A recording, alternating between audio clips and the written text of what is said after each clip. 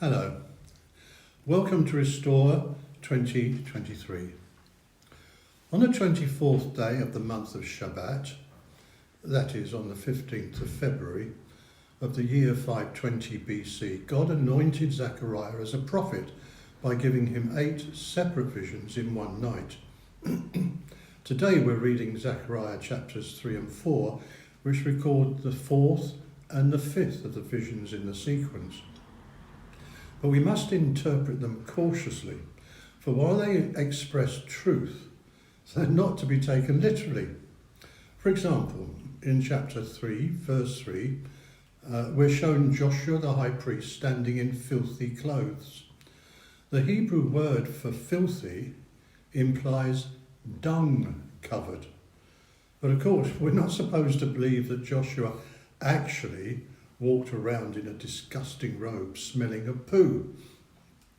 We are supposed to understand, though, that there is sin clinging to the priesthood, which is a stench in God's nostrils, and which needs to be washed away. It's probable that the vision of chapter 3 is of a heavenly courtroom. And Satan is seen there in the same role he played in the opening chapters of Job. He's a prosecuting counsel standing to accuse Joshua of gross sin. But the Lord rebukes him. Joshua is a brand plucked from the fire. Quite why he's described like this is uncertain, especially to me.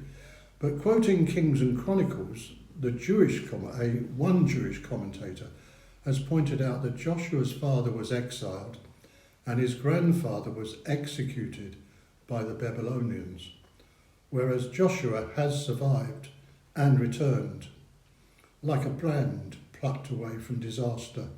In any case, he's been chosen by the Lord for the high priestly role, and now the magnanimous grace of God is stripping him of the guilt accrued by successive generations of the priesthood, the sins that led them into judgment and captivity. Instead, he's clothing Joshua with clean garments and innocence, because he's to pioneer the return of God's people to their true faith and worship. And now, if he continues in obedience, he will become a sign to the people of God's continuing covenant, his continuing covenant love, and their hope of Messiah, who is here called the branch. And then, when he comes, the iniquity of the whole land will be removed in a single day. Chapter 4 is a vision relating to Zerubbabel, but first a bit of what I think is intriguing history. When Nebuchadnezzar had besieged Jerusalem, the then king, Jehoiachin, surrendered, and he was deported to Babylon. And Jeremiah prophesied that none of his offspring would succeed in sitting on the throne of David and ruling again in Judah. However, said Jeremiah, one day God would raise up for David a righteous branch who will reign as king. However, 37 years after his captivity, Jehoiachin was pardoned by Nebuchadnezzar's successor, and Zerubbabel, born in Babylon, as his name implies, was Jehoiachin's grandson. And now he's in Jerusalem, not as a king, but as the governor charged with rebuilding the temple of God. The vision of the golden lampstand implies an inexhaustible supply of the anointing Zerubbabel will receive for his role in restoring the temple. But it also promises that the many obstacles facing him will be overcome.